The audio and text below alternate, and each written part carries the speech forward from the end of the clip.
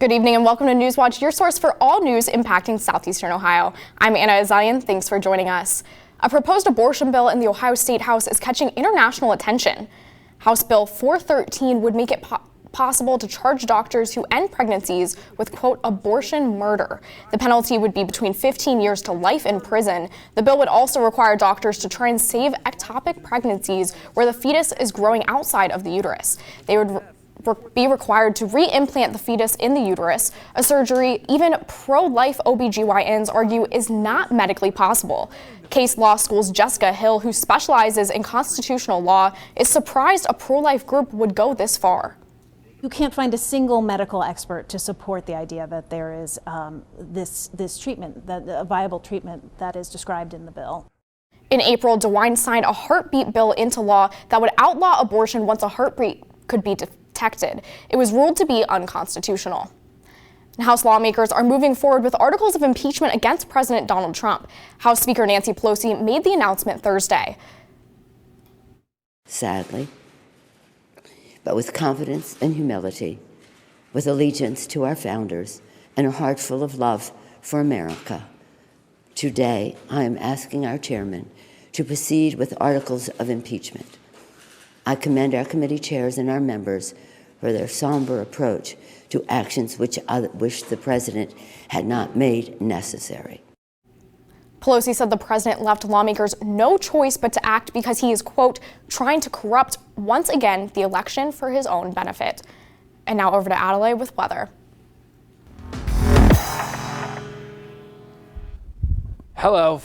This is Adelaide Carwish here coming right now with some weather. 40 degrees right now. It's looking pretty. It's been a pretty nice day outside. Humidity at 54%. Pressure at 30.14 inches. Winds coming from this, or just wind really, not too much wind, just coming from the south-southwest at 1 mile per hour. So it's been a pretty nice day outside. We got up into the upper 40s today. Taking a look right now at southeastern Ohio, looking all around the area. Jackson at 41, Chillicothe at 39, Columbus at 41, and Ripley at 39. So all around, it's been a pretty nice day. So it's not too bad. We take a look tonight. 32 degrees is the low. Some clouds in the area, right at the freezing point. So watch out for that. But there will be some clouds in the area, but mostly a clear night. And Anna, it's been really a pretty nice day outside, and we're going to take a look at this weather special here, this winter weather special. It should be a fun time today. Yeah, it definitely, we're getting some of those winter temperatures, but not much snow yet, but I'm sure it's coming, and you guys have prepared some things to help our viewers be prepared for the rest of the winter, right? Yeah, it's we got a whole bunch of packages coming up, so it will be quite a fun time. All right, thanks, Adelaide. And coming up after the break, it's a special winter weather edition of Newswatch. Oh, and that's right. We will talk about so much snow we could get this year, plus ways we can prepare your car to stay in safe in bad weather. Newswatch will be right back. Hi, I'm Rick Steves. Join me this holiday season for a colorful musical celebration of Christmas all across Europe. We'll explore festive markets, enjoy glorious local choirs, toast tasty holiday traditions with family and friends, and find some time to play in the snow. Along the way, we'll have some fun in the studio, sharing the latest tips about traveling smartly. It's my 2-hour holiday special, European Christmas. It's you I like. Hi, I'm Michael Keaton. Come to the Mr. Rogers neighborhood and celebrate the programs that have inspired more than 4 generations of children and parents. Oh, I love this. Is the one where you blow really, really hard. It's really magic. It's so far beyond just entertainment. Well-known friends share their heartfelt memories on Mr. Rogers. It's you I like.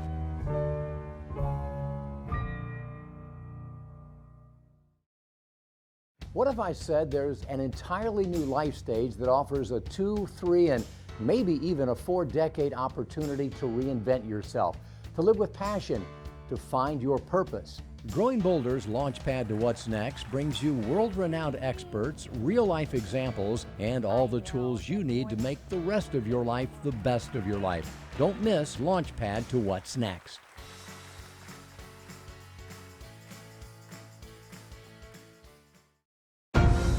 Many of the world's most breathtaking landmarks have been inspired by faith.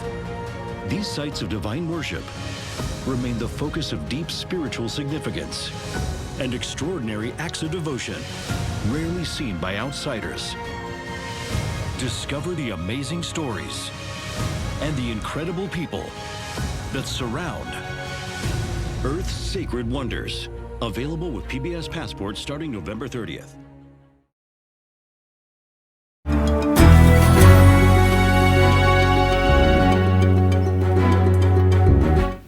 Good evening and welcome to this special winter weather edition of Newswatch. I'm Nicholas Snyder. Between snow and ice and freezing and thawing, the winter season can get hectic.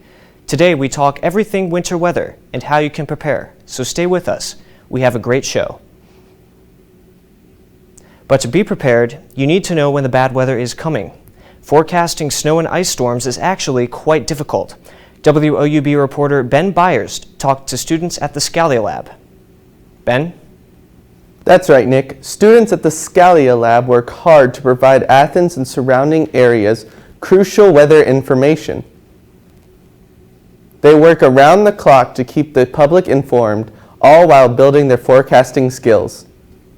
Students and supervisors at the Scalia Laboratory, located at Climpinger Laboratories on Ohio University's main campus, meets every Tuesday to plan and discuss future weather forecasts. It's not their only workday, though.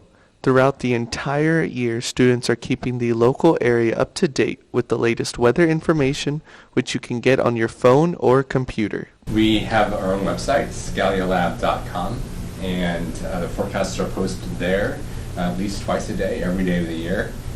We also have a phone hotline, and that's so that you have an audio recording of the forecasts there that students do as well. Both in the classroom and on their own, these students work to produce forecasts to help area residents prepare for any type of weather.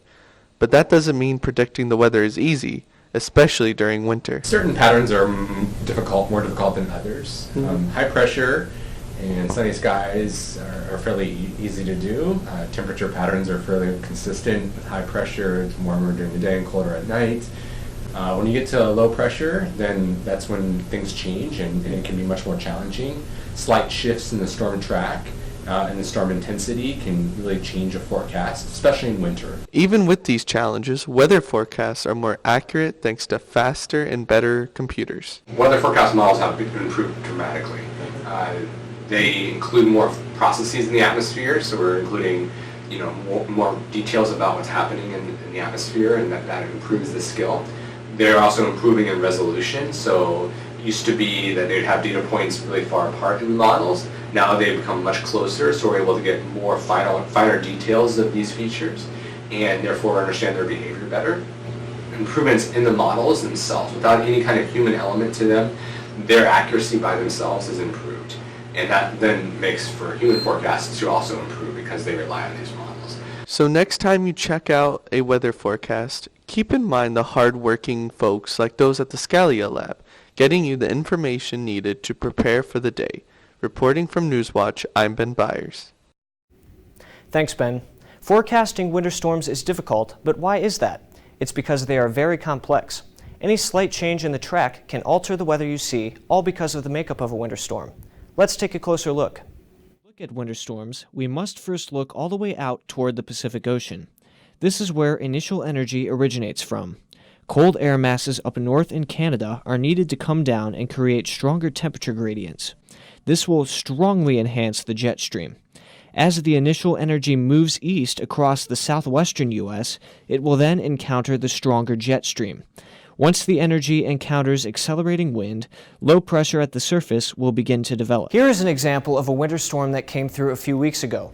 Although the major winter impacts affected us were north and west of us, this storm had a classic structure. Notice this stationary pool of energy off to the California coast. Energy will break off of this and advance through the southwest towards Texas. Further north, advancing cold air characterized by this shortwave trough will come down from the north and eventually combine with the energy from the south.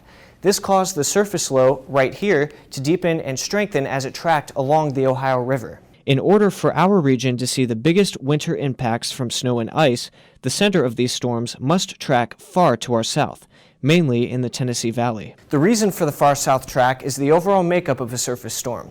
Warm air must be present near the center of circulation to allow the atmosphere to remain unstable and continue to rise. This creates the typical frontal pattern we see in surface storms. South of the warm front, located right about here, we see what meteorologists call the warm sector. The warm sector of a surface storm is where the center of circulation pulls warm air from the south to continue to feed its strength. This will in turn not allow air to be cold enough to produce snow and other wintry precipitation near and south of the center of circulation. Further north, however, cold air will continue to advance. The precipitation shield from storms like these will typically extend far to the north due to the strong differences in temperature. This will allow snow to fall in this area, which is called the cold sector. The precipitation will wrap around the back of the cold front and continue to fall until the storm pulls further and further away. Cold air is much denser than warm air. Because of this, the continual advancement of cold air will continue to overtake the warm air in the system. Surface storms are typically at their peak when cold air just begins to overtake the warm air. As a result, you will typically see the highest snowfall rates during this time. There are three main tracks of these surface storms: the Gulf Hook, the Rocky Mountain Low, and the Alberta Clipper. The Gulf Hook is usually the strongest of these three tracks. This is because the system tracks near the Gulf of Mexico, as seen here. Because the Gulf is so warm, the moisture and air converging into the center of circulation will be much warmer, rise much faster, and cause much higher precipitation rates than the other two storms. The Rocky Mountain Low is the second strongest of our two storms. Cold air originating from the Rocky Mountains will advance and hook up with energy near Tennessee. The surface storm will strengthen as it moves across the Tennessee Valley. Our last typical track is the Alberta Clipper. These storms typically tend to be weaker because of the lack of warm air that it has to work with. The storm will originate from southern Canada and make its way through the Midwest and Plains before making its way through our region. It is always a good idea to pay attention to the National Weather Service advisories. A winter storm warning for snow means 6 or more inches of snow are expected in a 24-hour time frame.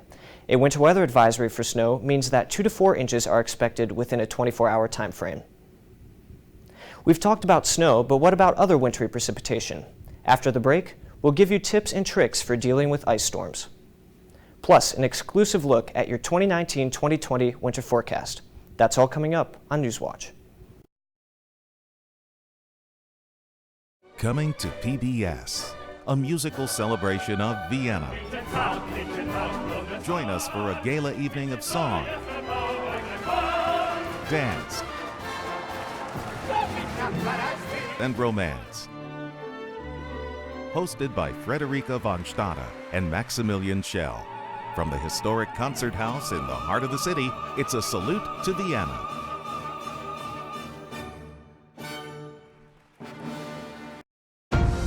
Many of the world's most breathtaking landmarks have been inspired by faith. These sites of divine worship remain the focus of deep spiritual significance and extraordinary acts of devotion, rarely seen by outsiders. Discover the amazing stories and the incredible people that surround Earth's Sacred Wonders. Available with PBS Passport starting November 30th. What if I said there's an entirely new life stage that offers a 2, 3, and maybe even a 4-decade opportunity to reinvent yourself, to live with passion, to find your purpose? Growing Boulder's Launchpad to What's Next brings you world-renowned experts, real-life examples, and all the tools you need to make the rest of your life the best of your life. Don't miss Launchpad to What's Next.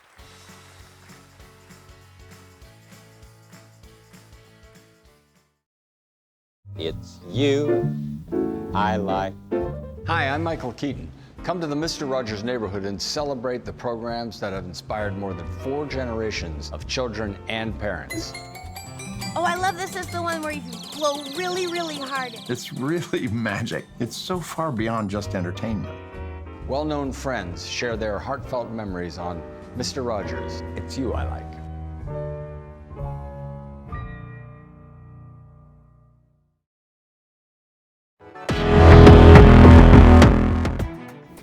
We've talked about snow in winter storms, but what about other wintry precipitation? Forecaster Alyssa Lanier is here to talk about the hazards associated with ice storms.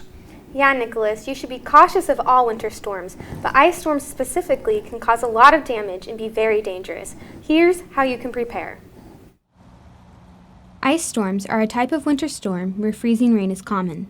Snow will fall through a warm layer aloft, melt, and then fall through a freezing layer near the surface. The droplet cools to below freezing temperatures but doesn't completely freeze, meaning the liquid becomes supercooled.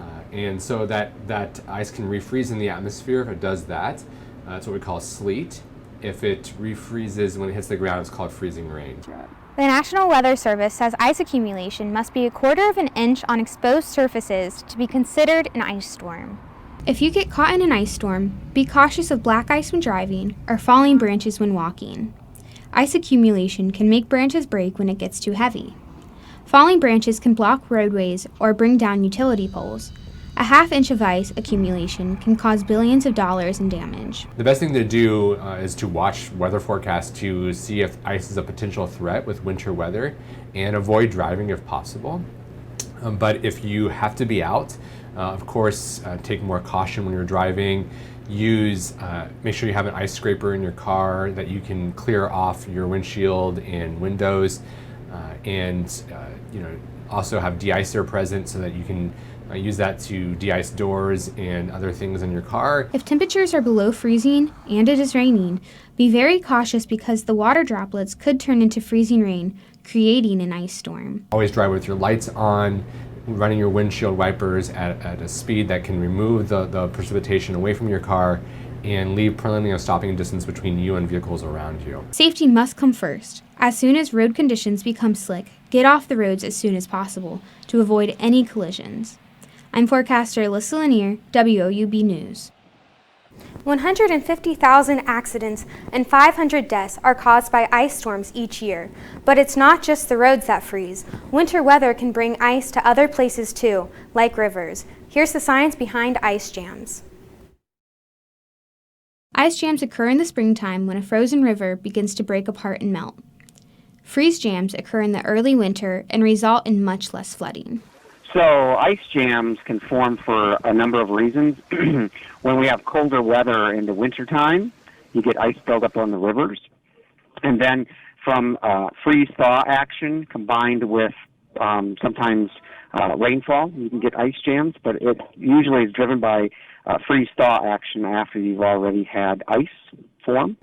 Ice jams can occur at the Hocking River, so here are some safety tips in case one happens in our area.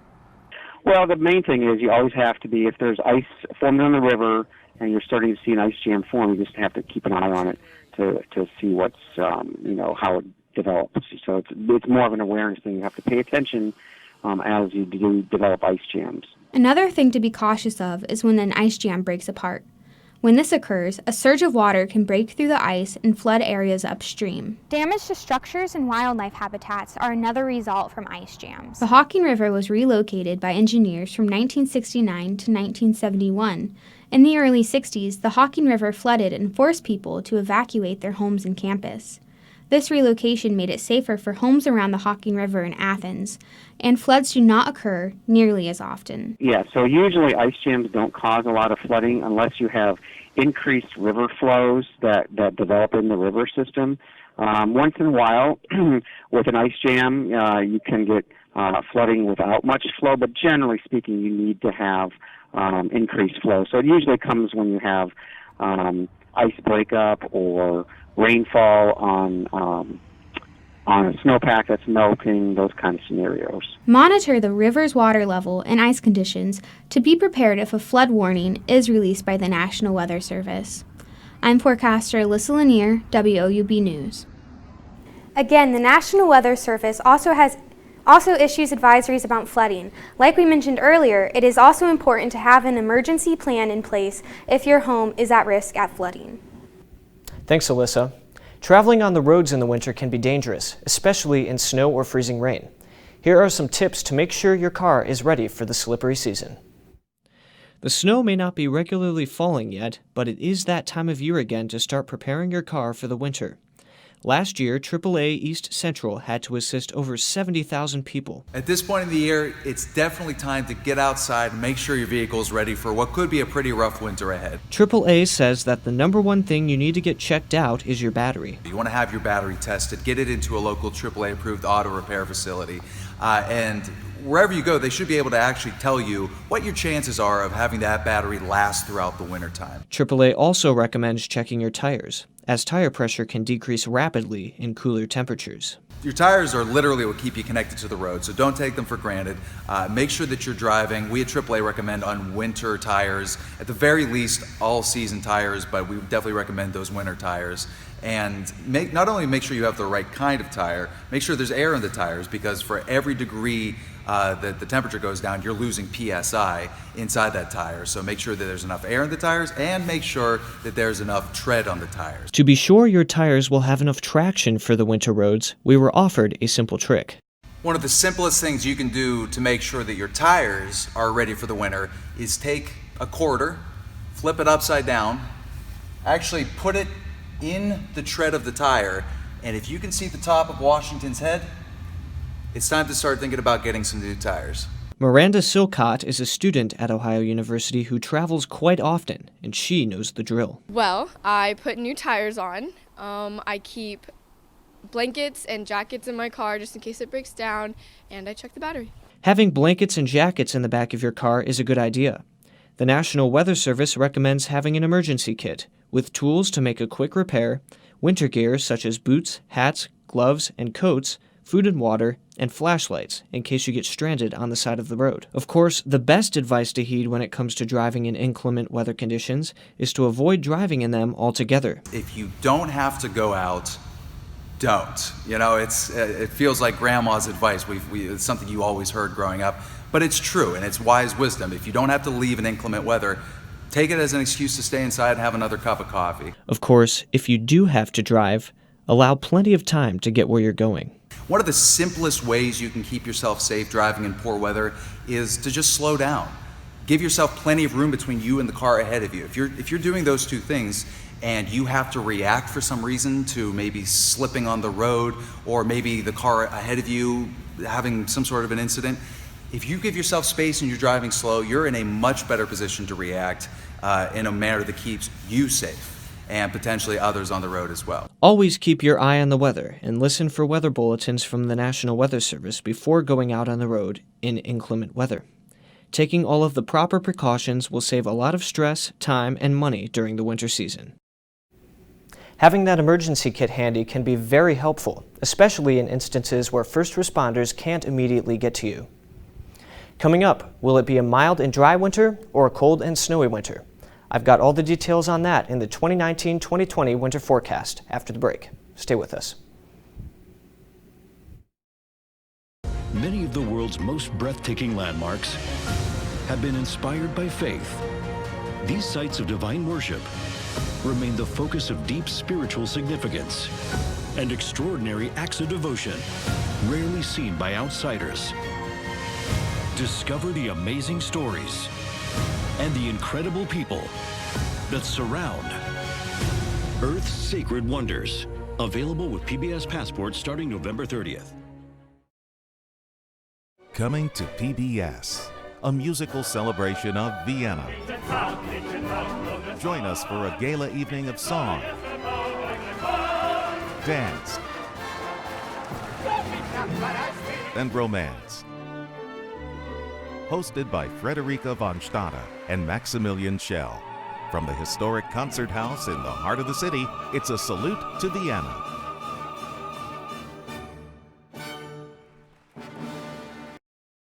It's you I like.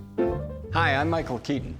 Come to the Mr. Rogers neighborhood and celebrate the programs that have inspired more than 4 generations of children and parents. Oh, I love this is the one where you blow really, really hard. It's really magic. It's so far beyond just entertainment. Well-known friends share their heartfelt memories on Mr. Rogers, It's You I Like.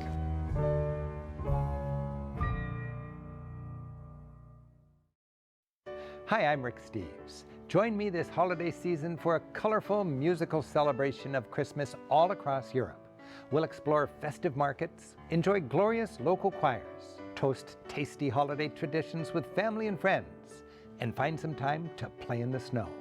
Along the way, we'll have some fun in the studio, sharing the latest tips about traveling smartly. It's my 2-hour holiday special, European Christmas.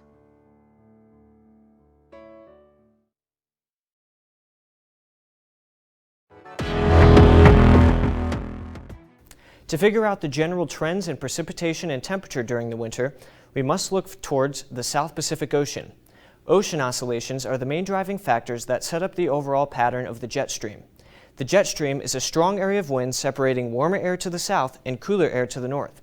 It is driven by pressure and temperature gradients. The El Niño Southern Oscillation is the oscillation produced when ocean temperatures in the South Pacific are warmer or cooler than normal. There are 3 phases of this oscillation: El Niño, La Niña, and ENSO neutral. El Niño years typically allow for a weaker polar jet stream. This causes it to generally stay off to the north of the continental U.S. This tends to keep cold air bottled up to the north in Canada. The subtropical jet stream remains fairly zonal, or east-west oriented.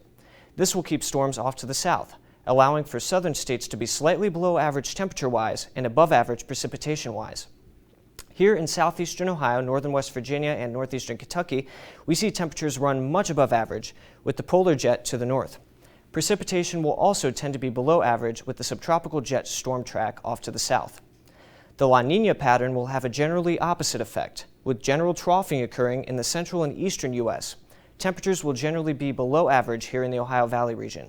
Precipitation will tend to be above average as well, with the subtropical jet stream converging with the polar jet stream. Finally, we reach the ENSO neutral pattern. Because there is no oscillation occurring, the overall winter pattern will be driven by 3 other important ocean oscillations: the North Atlantic Oscillation, the Arctic Oscillation, and the Pacific North American Oscillation. In order for our region to see lots of snow and cold for ENSO neutral winters, the Arctic Oscillation, or AO, and the North Atlantic Oscillation, or NAO, must be in their negative phases. This allows the polar jet to trough or dip over the eastern half of the continental United States. This will bring cooler air down from the north and cool the general eastern half of the U.S. This will also enhance the subtropical jet stream, bringing stormier conditions to the region as well. The Pacific North American Oscillation, or PNA, must also be positive. This will reinforce polar troughing and allow cool air to linger. When the NAO and AO are both negative and the PNA is positive, we will typically see large Arctic air outbreaks in the eastern half of the country. So for this winter, we are in an ENSO neutral pattern. So we must look toward the AO, NAO, and PNA. The problem is, these oscillations tend to vary from week to week. So similar years to this winter are 2012-2013 with near average snowfall and above average temperatures, as well as 2003-2004 with above average snowfall and near average temperatures. What I'm thinking temperature-wise for this winter is near average for our region, with warmer temperatures off to our south and east and cooler than average temperatures off to our north and west. Precipitation-wise, we will have above average precipitation over the general area. So, roller coaster temperatures, both cool and warm periods, lots of precipitation, and a few big snows, but mostly rain.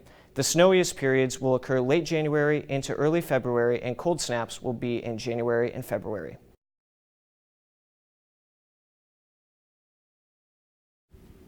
And now I'm here with forecaster Adelaide Carwish. Adelaide, how does the weather look across the next couple of days around the region? Yeah, it looks pretty good. We'll take a look at tonight. It's supposed to be a low of 32 degrees tonight.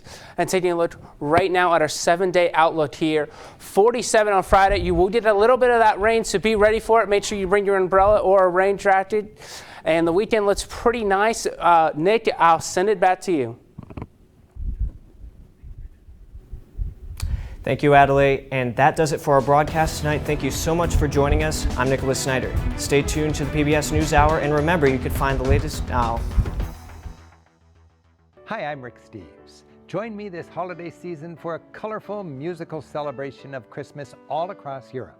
We'll explore festive markets, enjoy glorious local choirs, toast tasty holiday traditions with family and friends, and find some time to play in the snow. Along the way, we'll have some fun in the studio, sharing the latest tips about traveling smartly. It's my